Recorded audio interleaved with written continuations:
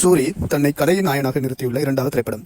மண், பொன், பெண் என்ற 3 விடயங்கள் தான் உலகில் உள்ள எல்லா பிணக்குகளுக்கும் அடித்தளம் என்ற அடிப்படையில் உருவான வெற்றிமாறனின் கதைக்கருவிற்கு சிறப்பான திரைக்கதையும் அதற்கு உயிரோட்டமான பாத்திரங்களையும் வடிவமைத்து எவ்விதமான சலிப்பும் தட்டாது துரை செந்தில்குமார் இயக்கியுள்ளார். திரைப்படத்தினை மெருகூட்டல் செய்வதற்கும் கதைக்களத்திற்கு ஏற்ற இசையினை வழங்கியதன் மூலமும் கருடனை உயரப்பறக்க உதவி இருக்கின்றார் யுவன் சங்கர் ராஜா. எடுத்துக்கொண்ட கதைக்களத்துக்கு ஏற்ப சூரி, சசிகுமார், உன்னிமுகுந்த் உட்பட அனைவரும் சிறப்பான பங்களிப்பை வழங்கியதன் மூலம் இப்படம் ஒரு வெற்றி படமாக மாறியுள்ளது.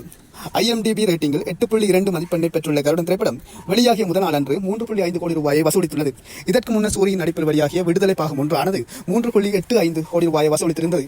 இப்படம் பற்றிய அனைவரும் நல்ல கருத்துக்களை பதிவிட்டு வருவதனால் இப்படம் ஒரு சிறப்பான வெற்றி படமாக அமையும் என எல்லோரும் எதிர்பார்த்துள்ளனர்.